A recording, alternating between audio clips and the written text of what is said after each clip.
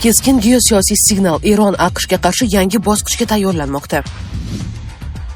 Ukraina asirga olingan Markaziy Osiyolik harbiylarni nega vataniga qaytarmayapti?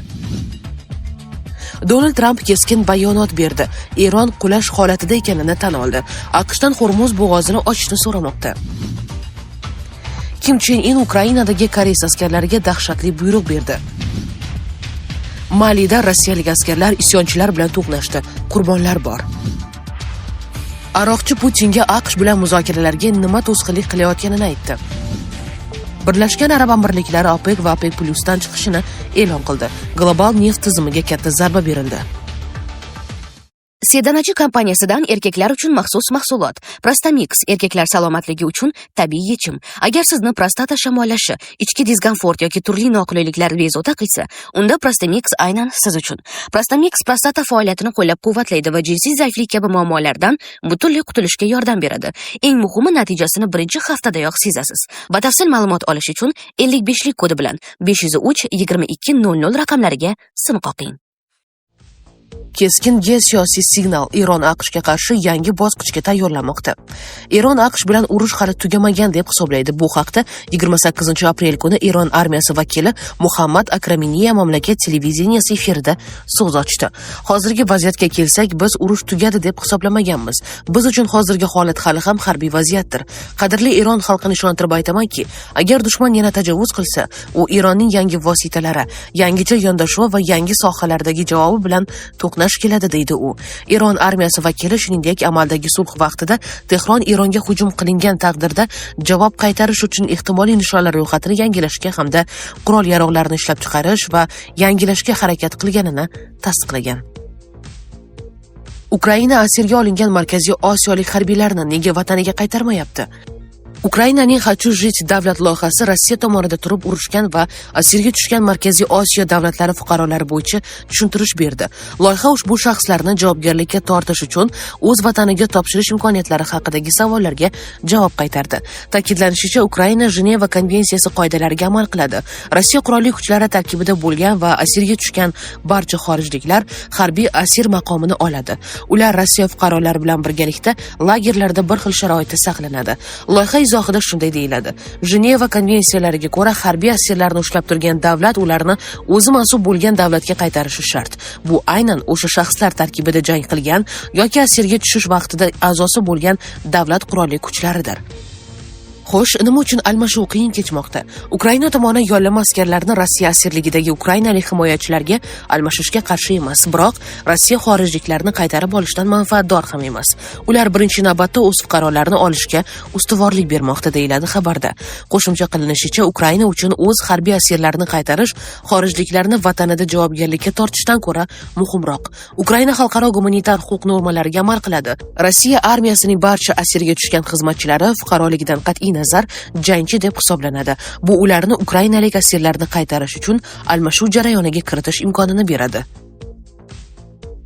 Donald Tramp keskin bayonot berdi. Eron qulash holatida ekanini tan oldi. AQShdan Hormuz bo'g'ozini ochishni so'ramoqda.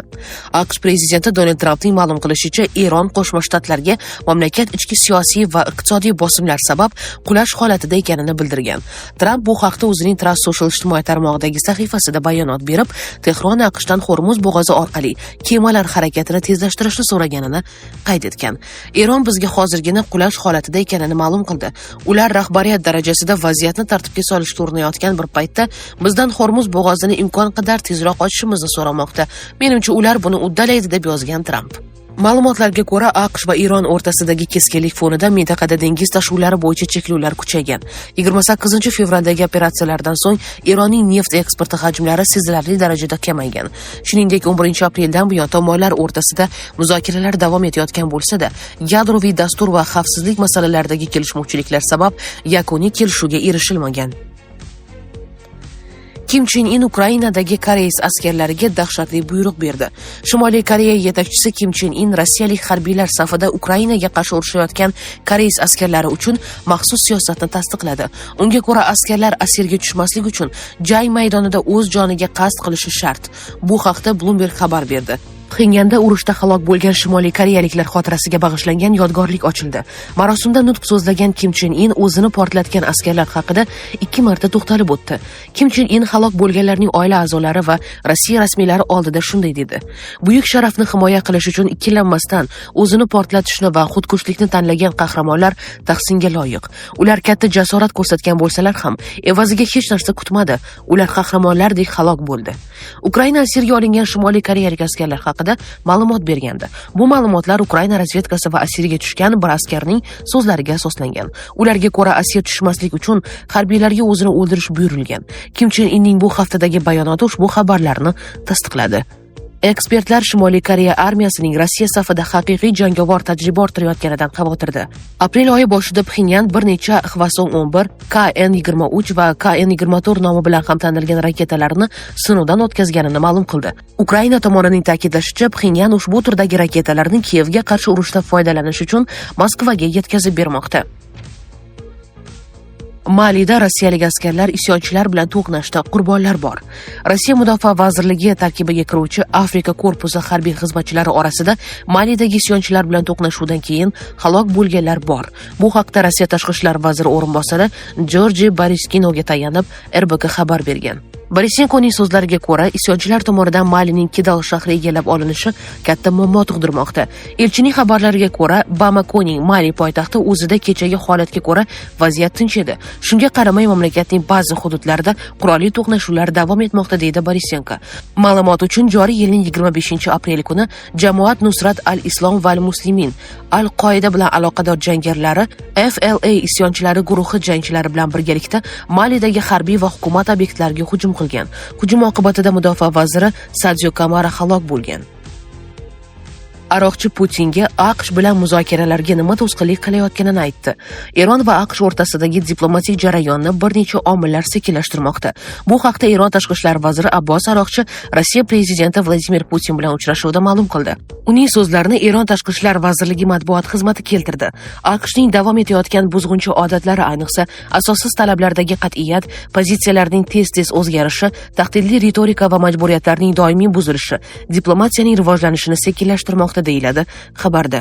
Ta'kidlanishicha, Tehron Amerikaning sanksiyalar va iqtisodiy bosimga moyilligi, shuningdek Eron savdo kemalariga qarshi dengiz qaroqchiligining davom etayotganini hisobga olgan holda AQSh bilan muzokaralarni davom ettirish etmasligi haqida qaror qabul qiladi. Eron tashqi ishlar vaziri ba'zi mamlakatlarning AQSh qonunbuzarligi va tajovuziga yo'l qo'yishi va ikki tomonlama standartlarning oqibatlari butun xalqaro hamjamiyatga ta'sir qilishini ta'kidladi. Birlashgan Arab Amirliklari keskin qaror qabul qildi. Birlashgan Arab Amirliklari OPEC va OPEC Plus'dan chiqishni e'lon qildi. Global neft tizimiga katta zarba berildi. Birlashgan Arab Amirliklari 28-aprel kuni neft eksport qiluvchi davlatlar tashkiloti OPECdan chiqishni ma'lum qildi. Qaror Eron atrofidagi urush sababli yuzaga kelgan mislsiz energetik inqiroz fonida Fors ko'rfazi davlatlari o'rtasidagi kelishmovchiliklar namoyon bo'layotgan bir vaqtda tashkilot uchun jiddiy zarba bo'ldi, deya xabar berdi Reuters. Tashkilotning uzoq yillik a'zosi bo'lgan Birlashgan Arab Amirliklarining ketishi neft ishlab chiqaruvchilar guruhini sezilarli darajada kuchsizlantirishi mumkin.